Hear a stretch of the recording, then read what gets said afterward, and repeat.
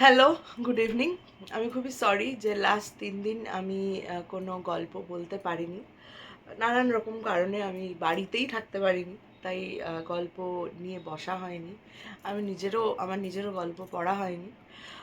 Very sorry তার জন্য। আবার কথা দিচ্ছি আজকে যে আ চেষ্টা করব রোজই গল্প বলার। আর আজকে নিয়ে চলে এসেছি আজকের গল্প। লাস্ট গল্পটা আমি বোধহয় গল্পগুচ্ছ থেকে বলেছিলাম, মানভঞ্জন। আজকেও আমি গল্পগুচ্ছ থেকেই একটা গল্প বলব। গল্পের নাম হলো দিদি। এটা মানভঞ্জনেরই আগে রয়েছে গল্পগুচ্ছে, জাস্ট আগের গল্পটা, দিদি।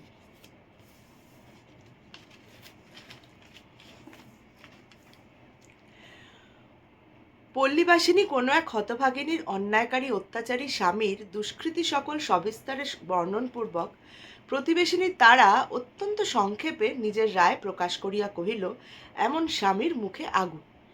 শুনিয়া জয়গোপাল বাবুর স্ত্রী শশী অত্যন্ত পীড়া অনুভব করিল। স্বামী জাতির মুখে চুরুটের আগুন ছাড়া অন্য কোনো প্রকার আগুন কোনো অবস্থাতেই কামনা করা স্ত্রী জাতির শোভা পায় না। অতএব এ সম্বন্ধে তিনি কিঞ্চিত সংকোচ প্রকাশ করাতে কঠিন হৃদয় তারা দ্বিগুণ উৎসাহের সহিত কহিল, এমন স্বামী থাকার চেয়ে ৭ জন্ম বিধবা হওয়া ভালো। এই বলিয়া সে সভাভঙ্গ করিয়া চলিয়া গেল।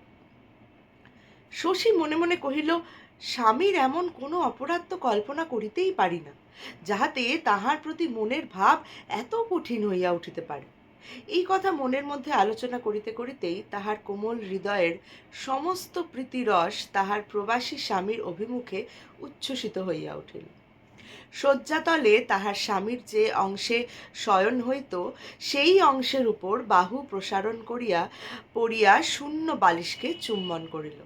বালিশের মধ্যে স্বামীর মাথার আঘ্রাণ অনুভব করিল এবং দ্বার রুদ্ধ করিয়া কাঠের বাক্স হইতে স্বামীর একখানি বহুকালের লুপ্তপ্রায় ফটোগ্রাফ এবং হাতের লেখা চিঠিগুলি বাহির করিয়া বসিল। সেদিনকার নিস্তব্ধ মধ্যাহ্ন এই রূপে নিভৃত কক্ষে নির্জন চিন্তায়, পুরাতন স্মৃতিতে এবং বিষাদের অশ্রুজলে কাটিয়া গেল। শশীকলা এবং জয়গোপালের যে নবদাম্পত্য তাহা নহে। বাল্যকালে বিবাহ হইয়াছিল, ইতিমধ্যে সন্তানাদিও হইয়াছে। উভয়ে বহুকাল একত্রে অবস্থান করিয়া নিতান্ত সহজ সাধারণভাবেই দিন কাটিয়াছে। কোনো পক্ষেই অপরিমিত প্রেমোচ্ছ্বাসের কোনো লক্ষণ কখনোই দেখা যায় না। প্রায় 16 বৎসর একাদিক্রমে অবিচ্ছেদে যাপন করিয়া হঠাৎ কর্মবশে তাহার স্বামী বিদেশে চলিয়া যাওয়ার পর শশীর মনে একটা প্রবল প্রেমাবেগ জাগ্রত হইয়া উঠিল। বিরহের দ্বারা বন্ধনে যতই টান পড়িল, কোমল হৃদয়ে প্রেমের ফাঁস ততই শক্ত করিয়া আঁটিয়া ধরিল। ঢিলা অবস্থায় যাহার অস্তিত্ব অনুভব করিতে পারে নাই, এখন তাহার বেদনা টনটন করিতে লাগিল। তাই আজ এতদিন পরে এত বয়সে ছেলের মা হইয়া শশী বসন্ত মধ্যাহ্নে নির্জন ঘরে বিরহশয্যায় উন্মেষিত যৌবনা নববধূর সুখ স্বপ্ন দেখিতে লাগিল। যে প্রেম অজ্ঞাতভাবে জীবনের সম্মুখ দিয়া প্রবাহিত হইয়া গিয়াছে, সহসা আজ তাহারই কলগীতি শব্দে জাগ্রত হইয়া মনে মনে তাহারই উজান বাহিয়া দুই তীরে বহু দূরে অনেক সোনার পুরী, অনেক কুঞ্জবন দেখিতে লাগিল। কিন্তু সেই অতীত সুখ সম্ভাবনার মধ্যে এখন আর পদার্পণ করিবার স্থান নাই। মনে করিতে লাগিল, এইবার যখন স্বামীকে নিকটে পাইব, তখন জীবনকে নিরস এবং বসন্তকে নিষ্ফল হইতে দিব না। কতদিন কতবার তুচ্ছ তর্কে সামান্য কলহে স্বামীর প্রতি সে উপদ্রব করিয়াছে। আজ অনুতপ্ত চিত্তে একান্ত মনে সংকল্প করিল, আর কখনোই আর কখনোই সে অসহিষ্ণুতা প্রকাশ করিবে না। স্বামীর ইচ্ছায় বাধা দিবে না, স্বামীর আদেশ পালন করিবে। প্রীতিপূর্ণ নম্র হৃদয়ে স্বামীর ভালো মন্দ সমস্ত আচরণ সহ্য করিবে। কারণ স্বামী সর্বস্ব, স্বামী প্রিয়তম, স্বামী দেবতা। অনেকদিন পর্যন্ত শশীকলা তাহার পিতামাতার একমাত্র আদরের কন্যা ছিল। সেই জন্য জয়গোপাল যদিও সামান্য চাকরি করিত, তবু ভবিষ্যতের জন্য তাহার কিছুমাত্র ভাবনা ছিল না। পল্লীগ্রামে রাজভোগে থাকিবার পক্ষে তাহার শ্বশুরের যথেষ্ট সম্পত্তি ছিল। এমন সময় নিতান্ত অকালে প্রায় বৃদ্ধ বয়সে শশীকলার পিতা কালীপ্রসন্নের একটি পুত্র সন্তান জন্মিল। সত্যি কথা বলিতে কি, পিতামাতার এইরূপ অনপেক্ষিত অসঙ্গত অন্যায় আচরণে শশী মনে মনে অত্যন্ত ক্ষুব্ধ হইয়াছিল। জয়গোপালও যে সবিশেষ প্রীতিলাভ করিয়াছিল তেমনটি নহে। অধিক বয়সের ছেলেটির প্রতি পিতামাতার স্নেহ অত্যন্ত ঘনীভূত হইয়া উঠিল। এই নবাগত ক্ষুদ্রকায় স্তন্য পিপাসু নিদ্রাতুর শ্যালকটি অজ্ঞাতসারে দুই দুর্বল হস্তের প্রতি ক্ষুদ্র বদ্ধ মুষ্টির মতো জয়গোপালের সমস্ত আশা ভরসা যখন অপহরণ করিয়া বসিল, তখন সে আসামের চা বাগানে একটি চাকুরি লইল। নিকটবর্তী স্থানে চাকুরির সন্ধান করিতে সকলেই তাহাকে পীড়াপিড়ি করিয়াছিল, কিন্তু সর্বসাধারণের উপর রাগ করিয়াই হোক অথবা চা বাগানে দ্রুত বাড়িয়া উঠিবার কোনো উপায় জানিয়াই হোক, জয়গোপাল কাহারও কথায় কর্ণপাত করিল না। শশীকে সন্তান সহ তাহার বাপের বাড়ি রাখিয়া সে আসামে চলিয়া গেল। বিবাহিত জীবনে স্বামী স্ত্রীর এই প্রথম বিচ্ছেদ। এই ঘটনায় শিশু ভ্রাতাটির প্রতি শশীকলার ভারী রাগ হইল। যে মনের আক্ষেপ মুখে ফুটিয়া বলিবার জো নাই, তাহারই আক্রোশটা সবচেয়ে বেশি হয়। ক্ষুদ্র ব্যক্তিটি আরামে স্তন্যপান করিতে ও চক্ষু মুদিয়া নিদ্রা দিতে লাগিল, এবং তাহার বড় ভগিনীটি দুধ গরম, ভাত ঠান্ডা, ছেলের স্কুলে যাওয়ার দেরি প্রভৃতি নানা উপলক্ষে নিশিদিন মান অভিমান করিয়া অস্থির হইল এবং অস্থির করিয়া তুলিল। অল্পদিনের মধ্যেই ছেলেটির মার মৃত্যু হইল। মরিবার পূর্বে জননী তাহার কন্যার হাতে শিশুপুত্রটিকে সমর্পণ করিয়া দিয়া গেলেন। তখন অনতি বিলম্বেই সেই মাতৃহীন ছেলেটি অনায়াসেই তাহার দিদির হৃদয় অধিকার করিয়া লইল। হুহুঙ্কার শব্দপূর্বক সে যখন তাহার উপর ঝাঁপিয়া পড়িয়া পরম আগ্রহের সহিত দন্তহীন ক্ষুদ্র মুখের মধ্যে তাহার চক্ষু নাসিকা সমস্তটা গ্রাস করিবার চেষ্টা করিত, ক্ষুদ্র মুষ্টি মধ্যে তাহার কেশগুচ্ছ লইয়া কিছুতেই দখল ছাড়িতে চাহিত না, সূর্যোদয় হইবার পূর্বেই জাগিয়া উঠিয়া গড়াইয়া তাহার গায়ের কাছে আসিয়া কোমল স্পর্শে তাহাকে পুলকিত করিয়া মহাকলরব আরম্ভ করিয়া দিত, যখন ক্রমে সে তাহার জিজি এবং জিজিমা বলিয়া ডাকিতে লাগিল এবং কাজ কর্ম অবসরের সময় নিষিদ্ধ কার্য করিয়া নিষিদ্ধ খাদ্য খাইয়া নিষিদ্ধ স্থানে গমনপূর্বক তাহার প্রতি বিধিমতো উপদ্রব আরম্ভ করিয়া দিল, তখন শশী আর থাকিতে পারিল না। এই স্বেচ্ছাচারী ক্ষুদ্র অত্যাচারীর নিকটে সম্পূর্ণরূপে আত্মসমর্পণ করিয়া দিল। ছেলেটির মা ছিল না বলিয়া তাহার প্রতি তাহার আধিপত্য ঢের বেশি হইল। ছেলেটির নাম হইল নীলমণি। তাহার বয়স যখন 2 বৎসর, তখন তাহার পিতার কঠিন পীড়া হইল। অতি শীঘ্র চলিয়া আসিবার জন্য জয়গোপালের নিকট পত্র গেল। জয়গোপাল যখন বহু চেষ্টায় ছুটি লইয়া আসিয়া পৌঁছিল, তখন কালীপ্রসন্নের মৃত্যুকাল উপস্থিত। মৃত্যুর পূর্বে কালীপ্রসন্ন নাবালক ছেলেটির তত্ত্বাবধানের ভার জয়গোপালের প্রতি অর্পণ করিয়া তাহার বিষয়ের সিকি অংশ কন্যার নামে লিখিয়া দিলেন। সুতরাং বিষয় রক্ষার জন্য জয়গোপালের কাজ ছাড়িয়া দিয়া চলিয়া আসিতে হইল। অনেক দিনের পরে স্বামী স্ত্রীর পুনর্মিলন হইল। একটি জড় পদার্থ ভাঙিয়া গেলে আবার ঠিক তাহার খাঁজে খাঁজ মিলাইয়া দেওয়া যায়, কিন্তু দুটি মানুষকে যেখানে বিচ্ছিন্ন করা হয় দীর্ঘ বিচ্ছেদের পর, আর ঠিক সেখানে রেখায় রেখায় মেলানো যায় না, কারণ মন জিনিসটা সজীব পদার্থ, নিমেষে নিমেষে তাহার পরিণতি এবং পরিবর্তন। শশীর পক্ষে এই নূতন মিলনে নূতন ভাবের সঞ্চার হইল। সে যেন তাহার স্বামীকে ফিরিয়া বিবাহ করিল। পুরাতন দাম্পত্যের মধ্যে চিরাভ্যাসবশত যে এক অসারতা জন্মিয়া গিয়াছিল, বিরহের আকর্ষণে তাহা অপসৃত হইয়া সে তাহার স্বামীকে যেন পূর্বাপেক্ষা সম্পূর্ণতরভাবে প্রাপ্ত হইল। মনে মনে প্রতিজ্ঞা করিল, যেমন দিনই আসুক, যত দিনই যাক, স্বামীর প্রতি এই দীপ্ত প্রেমের উজ্জ্বলতাকে কখনোই ম্লান হইতে দিব না। নূতন মিলনে জয়গোপালের মনের অবস্থাটা অন্যরূপ। পূর্বে যখন উভয়ে অবিচ্ছেদে একত্র ছিল, যখন স্ত্রীর সহিত তাহার সমস্ত স্বার্থের এবং বিচিত্র অভ্যাসের ঐক্যবন্ধন ছিল, স্ত্রী তখন জীবনের একটি নিত্য সত্য হইয়াছিল। তাহাকে বাদ দিতে গেলে দৈহিক অভ্যাস জালের মধ্যে সহসা অনেকখানি ফাঁক পড়িত। এই জন্য বিদেশে গিয়া জয়গোপাল প্রথম প্রথম অগাধ জলের মধ্যে পড়িয়াছিল, কিন্তু ক্রমে ক্রমে তাহার সেই অভ্যাস বিচ্ছেদের মধ্যে নূতন অভ্যাসের তালি লাগিয়া গেল। কেবল তাহাই নহে, পূর্বে নিতান্ত নিশ্চেষ্ট নিশ্চিন্তভাবে তাহার দিন কাটিয়া যাইত। মাঝে 2 বৎসর অবস্থা উন্নতি চেষ্টা তাহার মনে এমন প্রবলভাবে জাগিয়া উঠিয়াছিল যে তাহার মনের সম্মুখে আর কিছুই ছিল না।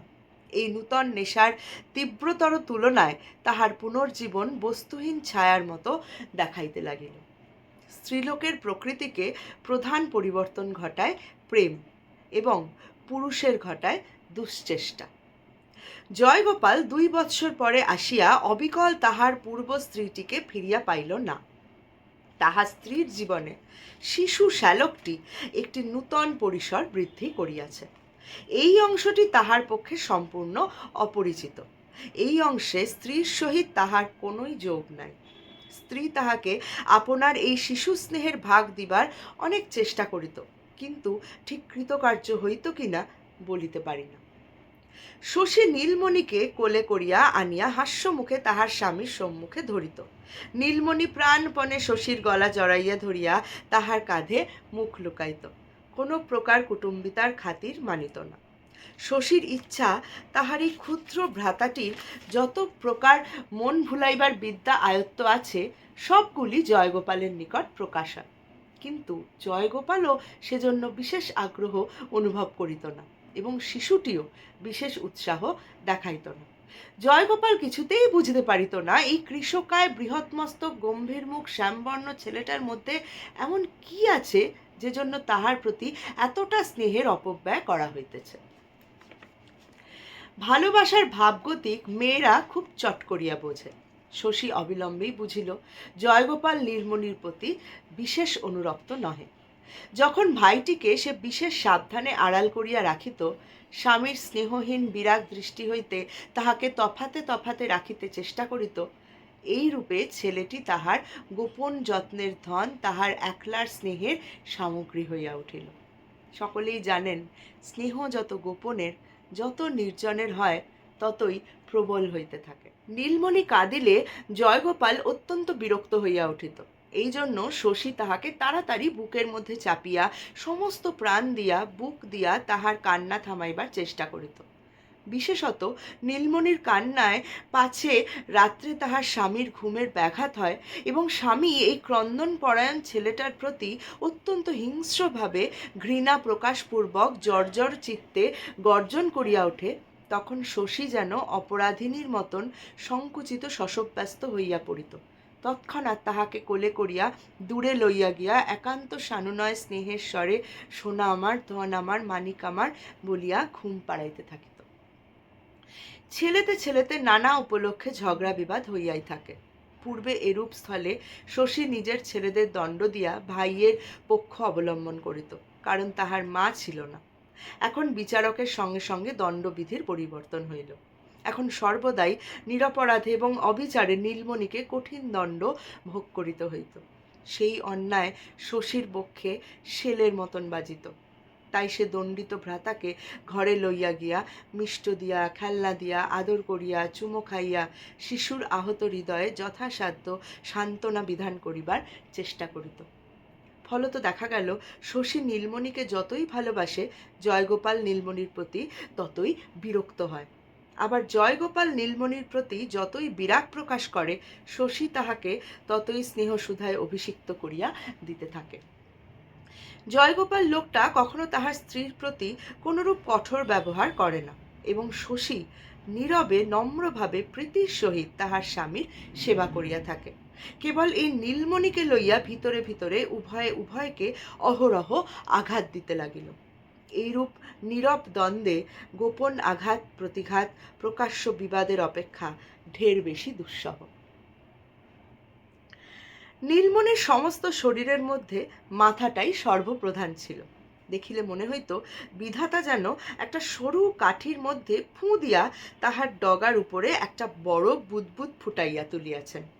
ডাক্তাররাও মাঝে মাঝে আশঙ্কা প্রকাশ করিত ছেলেটি এইরূপ বুদবুদের মতোই ক্ষণভঙ্গুর এবং ক্ষণস্থায়ী হইবে। অনেক দিন পর্যন্ত সে কথা কহিতে এবং চলিতে শেখে নাই। তাহার বিষণ্ণ গম্ভীর মুখ দেখিয়া বোধ হইত তাহার পিতামাতা তাহাদের অধিক বয়সের সমস্ত চিন্তাভার এই ক্ষুদ্র শিশুর মাথার উপর চাপাইয়া দিয়া গেছেন। দিদির যত্নে এবং সেবায় নীলমণি তাহার বিপদের কাল উত্তীর্ণ হইয়া 6 বৎসরে পা দিল। কার্তিক মাসে ভাইফোঁটার দিনে নূতন জামা, চাদর এবং একখানি লাল পেরে ধুতি পরাইয়া বাবু সাজাইয়া নীলমণিকে শশী ভাইফোঁটা দিতেছেন। এমন সময় পূর্বোক্ত স্পষ্টভাষিনী প্রতিবেশিনী তারা আসিয়া কথায় কথায় শশীর সহিত ঝগড়া বাঁধাইয়া দিল। সে কহিল, গোপনে ভাইয়ের সর্বনাশ করিয়া ঘটা করিয়া ভাইয়ের কপালে ফোঁটা দিবার কোনো ফল নাই। শুনিয়া শশী বিস্ময়ে ক্রোধে বেদনায় বজ্রাহত হইল। অবশেষে শুনিতে পাইল তাহারা স্বামী স্ত্রীতে পরামর্শ করিয়া নাবালক নীলমণির সম্পত্তি খাজনার দায়ে নিলাম করাইয়া তাহার স্বামীর পিস্তুত ভাইয়ের নামে বেনামি করিয়া কিনিতেছে। শুনিয়া শশী অভিশাপ দিল, যাহারা এত বড় মিথ্যা কথা রচনা করিতে পারে তাহাদের মুখে কুষ্ঠ হোক। এই বলিয়া সরদনে স্বামীর নিকটে উপস্থিত হইয়া জনশ্রুতির কথা তাহাকে জানাইল। জয়গোপাল কহিল, আজকালকার দিনে কাহাকেও বিশ্বাস করিবার জো নাই। উপেন আমার আপন পিস্তুত ভাই, তাহার উপরে বিষয়ের ভার দিয়া আমি সম্পূর্ণ নিশ্চিন্ত ছিলাম। সে কখনো গোপনে খাজনা বাকি ফেলিয়া মহল হাসিলপুর নিজে কিনিয়া লইতে পারে, ইহা আমি ভাবিতেও পারি নাই। শশী আশ্চর্য হইয়া জিজ্ঞাসা করিল, নালিশ করিবে না? জয়গোপাল কহিল, ভাইয়ের নামে নালিশ করি কি করিয়া, এবং নালিশ করিয়াও তো কোনো ফল নাই, কেবল অর্থ নষ্ট। স্বামীর কথা বিশ্বাস করা শশীর পরম কর্তব্য, কিন্তু কিছুতেই বিশ্বাস করিতে পারিল না। তখন এই সুখের সংসার, এই প্রেমের গার্হস্থ সহসা তাহার নিকট অত্যন্ত বিকট বিভৎস আকার ধারণ করিয়া দেখা দিল। যে সংসারকে আপনার পরম আশ্রয় বলিয়া মনে হইত, হঠাৎ দেখিল সে একটা নিষ্ঠুর ফাঁদ তাহাদের দুই ভাই বোনকে চারিদিক হইতে ঘিরিয়া ধরিয়াছে। সে একা স্ত্রীলোক অসহায় নীলমণিকে কেমন করিয়া রক্ষা করিবে ভাবিয়া কুল কিনারা পাইল না। যতই চিন্তা করিতে লাগিল, ততই ভয়ে এবং ঘৃণায় বিপন্ন বালক ভ্রাতাটির প্রতি অপরিসীম স্নেহে তাহার হৃদয় পূর্ণ হইয়া উঠিল। তাহার মনে হইতে লাগিল, সে যদি উপায় জানিত, তবে লাট সাহেবের নিকট নিবেদন করিয়া, এমনকি মহারানীর নিকট পত্র লিখিয়া তাহার ভাইয়ের সম্পত্তি রক্ষা করিতে পারিত। মহারানী কখনোই নীলমণির বার্ষিক 758 টাকা মুনাফার হাসিলপুর মহল বিক্রয় হইতে দিতেন না। এইরূপে শশী যখন একেবারে মহারানীর নিকট দরবার করিয়া তাহার পিস্তুত দেবরকে সম্পূর্ণ জব্দ করিয়া দিবার উপায় চিন্তা করিতেছে, তখন হঠাৎ নীলমণির জ্বর আসিয়া আক্ষেপ সহকারে মূর্ছা হইতে লাগিল। জয়গোপাল এক গ্রাম্য নেটিভ ডাক্তারকে ডাকিল। শশী ভালো ডাক্তারের জন্য অনুরোধ করাতে জয়গোপাল কহিল, কেন, মতিলাল ডাক্তার মন্দ কি? শশী তখন তাহার পায়ে পড়িল, মাথার দিব্য দিল। জয়গোপাল কহিল, আচ্ছা, শহর হইতে ডাক্তার ডাকিতে পাঠাইতেছি। শশী নীলমণিকে কোলে করিয়া বুকে করিয়া পড়িয়া রহিল। নীলমণিও তাহাকে এক দণ্ড চোখের আড়াল হইতে দিল না, পাছে ফাঁকি দিয়া পালায় এই ভয়ে তাহাকে জড়াইয়া থাকে, এমনকি ঘুমাইয়া পড়িলেও আঁচলটি ছাড়ে না। সমস্ত দিন এমনিভাবে কাটিলে সন্ধ্যার পর জয়গোপাল আসিয়া বলিল, শহরে ডাক্তারবাবুকে পাওয়া গেল না, তিনি দূরে কোথাও রোগী দেখিতে গিয়াছেন। ইহাও বলিল, মোকদ্দমা উপলক্ষে আমাকে আজই অন্যত্র যাইতে হইতেছে। আমি মতিলালকে বলিয়া গেলাম, সে নিয়মিত আসিয়া রোগী দেখিয়া যাইবে। রাত্রে নীলমণি ঘুমের ঘোরে প্রলাপ বকিল। প্রাতঃকালেই শশী কিছুমাত্র বিচার না করিয়া রোগী ভ্রাতাকে লইয়া নৌকা চড়িয়া একেবারে শহরে গিয়া ডাক্তারের বাড়ি উপস্থিত হইল। ডাক্তার বাড়িতেই আছেন, শহর ছাড়িয়া কোথাও যান নাই। ভদ্র স্ত্রীলোক দেখিয়া তিনি তাড়াতাড়ি বাসা ঠিক করিয়া একটি প্রাচীন বিধবার তত্ত্বাবধানে শশীকে প্রতিষ্ঠিত করিয়া দিলেন এবং ছেলেটির চিকিৎসা আরম্ভ করিলেন। পরদিনই জয়গোপাল আসিয়া উপস্থিত। ক্রোধে অগ্নিমূর্তি হইয়া স্ত্রীকে তৎক্ষণাৎ তাহার সহিত ফিরিতে অনুমতি করিল। স্ত্রী কহিল, আমাকে যদি কাটিয়া ফেলো, তবু আমি এখন ফিরিব না। তোমরা আমার নীলমণিকে মারিয়া ফেলিতে চাও। উহার মা নাই, বাপ নাই, আমি ছাড়া উহার আর কেহ নাই, আমি উহাকে রক্ষা করিব। জয়গোপাল রাগিয়া কহিল, তবে এইখানেই থাকো, তুমি আর আমার ঘরে ফিরিও না। শশী তখন প্রদীপ্ত হইয়া উঠিয়া কহিল, ঘর তোমার কি? আমার ভাইয়ের তো ঘর। জয়গোপাল কহিল, আচ্ছা, সে দেখা যাইবে। পাড়ার লোকে এই ঘটনায় কিছুদিন খুব আন্দোলন করিতে লাগিল। প্রতিবেশিনী তারা কহিল, স্বামীর সঙ্গে ঝগড়া করিতে হয় ঘরে বসিয়া কর না বাপু, ঘর ছাড়িয়া যাইবার আবশ্যক কি? হাজার হোক স্বামী তো বটে। সঙ্গে যাহা টাকা ছিল সমস্ত খরচ করিয়া গহনাপত্র বেচিয়া শশী তাহার ভাইকে মৃত্যু মুখ হইতে রক্ষা করিল। তখন সে খবর পাইল, দাড়িগ্রামে তাহাদের যে বড় জোত ছিল, যে জোতের উপরে তাহাদের বাড়ি, নানা রূপে যাহার আয় প্রায় বার্ষিক ১,৫০০ টাকা হইবে, সেই জোতটা জমিদারের সহিত যোগ করিয়া জয়গোপাল নিজের নামে খারিজ করিয়া লইয়াছে। এখন বিষয়টি সমস্তই তাহাদের, তাহার ভাইয়ের নহে। ব্যাম হইতে সারিয়া উঠিয়া নীলমণি করুণ স্বরে বলিতে লাগিল, দিদি, বাড়ি চলো। সেখানে তাহার সঙ্গী ভাগিনেয়দের জন্য তাহার মন কেমন করিতেছে, তাই বারংবার বলিল, দিদি, আমাদের সেই ঘরে চলো না দিদি। শুনিয়া দিদি কেবলই কাঁদিতে লাগিল, আমাদের ঘর আর কোথায়? কিন্তু কেবল কাঁদিয়া কোনো ফল নাই। তখন পৃথিবীতে দিদি ছাড়া তাহার ভাইয়ের আর কেহ ছিল না। ইহা ভাবিয়া চোখের জল মুছিয়া শশী ডেপুটি ম্যাজিস্ট্রেট তারিণী বাবুর অন্তঃপুরে গিয়া তাহার স্ত্রীকে ধরিল। ডেপুটি বাবু জয়গোপালকে চিনিতেন। ভদ্র ঘরের স্ত্রী ঘরের বাহির হইয়া বিষয় সম্পত্তি লইয়া স্বামীর সহিত বিবাদে প্রবৃত্ত হইতে চাহে, ইহাতে শশীর প্রতি তিনি বিশেষ বিরক্ত হইলেন।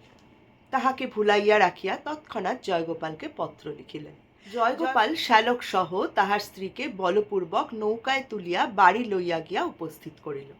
স্বামী স্ত্রীতে দ্বিতীয় বিচ্ছেদের পর পুনশ্চ এই দ্বিতীয়বার মিলন হইল। প্রজাপতির নির্বন্ধ। অনেকদিন পরে ঘরে ফিরিয়া পুরাতন সহচর দিগকে পাইয়া নীলমণি বড় আনন্দে খেলিয়া বেড়াইতে লাগিল। তাহার সেই নিশ্চিন্ত আনন্দ দেখিয়া অন্তরে অন্তরে শশীর হৃদয় বিদীর্ণ হইল। শীতকালে ম্যাজিস্ট্রেট সাহেব মফস্বল পর্যবেক্ষণে বাহির হইয়া শিকার সন্ধানে গ্রামের মধ্যে তাঁবু ফেলিয়াছেন। গ্রামের পথে সাহেবের সঙ্গে নীলমণির সাক্ষাৎ হয়। অন্য বালকেরা তাহাকে দেখিয়া চাণক্য শ্লোকের কিঞ্চিত পরিবর্তনপূর্বক নখী, দন্তি, শৃঙ্গী প্রভৃতির সহিত সাহেবকেও যোগ করিয়া যথেষ্ট দূরে সরিয়া গেল। কিন্তু সুগম্ভীর প্রকৃতির নীলমণি অটল কৌতূহলের সহিত প্রশান্তভাবে সাহেবকে নিরীক্ষণ করিয়া দেখিতে লাগিল। সাহেব সকৌতুকে কাছে আসিয়া তাহাকে জিজ্ঞাসা করিলেন, তুমি পাঠশালায় পড়ো? বালক নীরবে মাথা নাড়িয়া জানাইল, হ্যাঁ। সাহেব জিজ্ঞাসা করিলেন, তুমি কোন পুস্তক পড়িয়া থাকো? নীলমণি পুস্তক শব্দের অর্থ না বুঝিয়া নিস্তব্ধভাবে ম্যাজিস্ট্রেটের মুখের দিকে চাহিয়া রহিল। ম্যাজিস্ট্রেট সাহেবের সহিত এই পরিচয়ের কথা নীলমণি অত্যন্ত উৎসাহের সহিত তাহার দিদির নিকট বর্ণনা করিল। মধ্যাহ্নে চাপকান, প্যান্টুলুন, পাগড়ি পরিয়া জয়গোপাল ম্যাজিস্ট্রেটকে সেলাম করিতে গিয়াছে। অর্থী, প্রত্যার্থী, চাপরাশি, কনস্টেবল, চারিদিকে একেবারে লোকের লোকারণ্য। সাহেব গরমের ভয়ে তাঁবুর বাহিরে খোলা ছায়ায় ক্যাম্প টেবিল পাতিয়া বসিয়াছেন এবং জয়গোপালকে চৌকিতে বসাইয়া তাহাকে স্থানীয় অবস্থা জিজ্ঞাসা করিতেছিলেন। জয়গোপাল তাহার গ্রামবাসী সর্বসাধারণের সমক্ষে এই গৌরবের আসন অধিকার করিয়া মনে মনে স্ফীত হইতেছিল এবং মনে করিতেছিল, এই সময় চক্রবর্তীরা এবং নন্দীরা কেহ আসিয়া দেখিলে বেশ হয়। এমন সময় নীলমণিকে সঙ্গে করিয়া অবগুণ্ঠনাবৃত একটি স্ত্রীলোক একেবারে ম্যাজিস্ট্রেটের সম্মুখে আসিয়া দাঁড়াইল। কহিল, সাহেব, তোমার হাতে আমার এই অনাথ ভাইটিকে সমর্পণ করিলাম, তুমি ইহাকে রক্ষা করিও। সাহেব তাহার সেই পূর্ব পরিচিত বৃহৎ মস্তক গম্ভীর প্রকৃতি বালকটিকে দেখিয়া এবং স্ত্রীলোকটিকে ভদ্র স্ত্রীলোক অনুমান করিয়া তৎক্ষণাৎ উঠিয়া দাঁড়াইলেন। কহিলেন, আপনি তাঁবুতে প্রবেশ করুন। স্ত্রীলোকটি কহিল, আমার যাহা বলিবার আছে আমি এইখানেই বলিব। জয়গোপাল বিবর্ণ মুখে ছটফট করিতে লাগিল। কৌতূহলী গ্রামের লোকেরা পরম কৌতুক অনুভব করিয়া চারিদিকে ঘেঁষিয়া আসিবার উপক্রম করিল। সাহেব পেট উচাইবা মাত্র সকলে দৌড় দিল। তখন শশী তাহার ভ্রাতার হাত ধরিয়া সেই পিতৃমাতৃহীন বালকের সমস্ত ইতিহাস আদ্যোপান্ত বলিয়া গেল। জয়গোপাল মধ্যে মধ্যে বাধা দিবার উপক্রম করাতে ম্যাজিস্ট্রেট রক্তবর্ণ মুখে গর্জন করিয়া বলিয়া উঠিলেন, চুপ রও। এবং বেত্রাগ্র দ্বারা তাহাকে চৌকি ছাড়িয়া সম্মুখে দাঁড়াইতে নির্দেশ করিয়া দিলেন। জয়গোপাল মনে মনে শশীর প্রতি গর্জন করিতে করিতে চুপ করিয়া দাঁড়াইয়া রহিল। নীলমণি দিদির অত্যন্ত কাছে ঘেঁষিয়া অবাক হইয়া দাঁড়াইয়া শুনিতে লাগিল।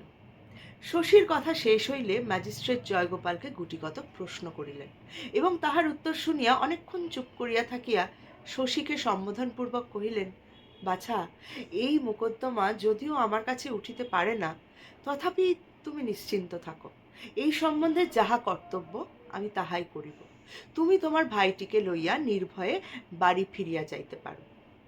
শশী কহিল, সাহেব, যতদিন নিজের বাড়ি ও না ফিরিয়া পায় ততদিন আমার ভাইকে বাড়ি লইয়া যাইতে সাহস করি না। এখন নীলমণিকে তুমি নিজের কাছে না রাখিলে ইহাকে কেহ রক্ষা করিতে পারিবে না। সাহেব কহিলেন, তুমি কোথায় যাইবে? শশী কহিল, আমি আমার স্বামীর ঘরে ফিরিয়া যাইব। আমার কোনো ভাবনা নেই। সাহেব ঈষৎ হাসিয়া অগত্যা এই গলায় মাদুলি পরা কৃষকায় শ্যামবর্ণ গম্ভীর প্রশান্ত মৃদু স্বভাব বাঙালির ছেলেটিকে সঙ্গে লইতে রাজি হইল। তখন শশী বিদায় লইবার সময় বালক তাহার আঁচল চাপিয়া ধরিল। সাহেব কহিলেন, বাবা, তোমার কোনো ভয় নেই, এসো। ঘোমটার মধ্য হইতে অবিরল অশ্রুমোচন করিতে করিতে শশী কহিল, লক্ষ্মী ভাই, যা ভাই, আবার তোর দিদির সঙ্গে দেখা হবে। এই বলিয়া তাহাকে আলিঙ্গন করিয়া তাহার মাথায় পিঠে হাত বুলাইয়া কোনো মতে আপন অঞ্চল ছড়াইয়া তাড়াতাড়ি সে চলিয়া গেল। অমনি সাহেব নীলমণিকে বাম হস্তের দ্বারা বেষ্টন করিয়া ধরিলেন। সে দিদি গো দিদি করিয়া উচ্চস্বরে ক্রন্দন করিতে লাগিল। শশী একবার ফিরিয়া চাহিয়া দূর হইতে প্রসারিত দক্ষিণ হস্তে তাহার প্রতি নীরবে সান্ত্বনা প্রেরণ করিয়া বিদীর্ণ হৃদয়ে চলিয়া গেল। আবার সেই বহুকালের চিরপরিচিত পুরাতন ঘরে স্বামী স্ত্রীর মিলন হইল, প্রজাপতির নির্বন্ধ। কিন্তু এই মিলন অধিক দিন স্থায়ী হইল না, কারণ ইহার অনতিকাল পরেই একদিন প্রাতঃকালে গ্রামবাসীগণ সংবাদ পাইল যে রাত্রে শশী ওলাউঠো রোগে আক্রান্ত হইয়া মরিয়াছে এবং রাত্রেই তাহার দাহক্রিয়া সম্পন্ন হইয়া গিয়াছে। কেহ এ সম্বন্ধে কোনো কথা বলিল না। কেবল সেই প্রতিবেশিনী তারা মাঝে মাঝে গর্জন করিয়া উঠিতে চাহিত, আর সকলে চুপ চুপ বলিয়া তাহার মুখ বন্ধ করিয়া দিত। বিদায়কালে শশী ভাইকে কথা দিয়া গিয়াছিল যে আবার দেখা হইবে। সে কথা কোনখানে রক্ষা হইয়াছে কিনা জানি না।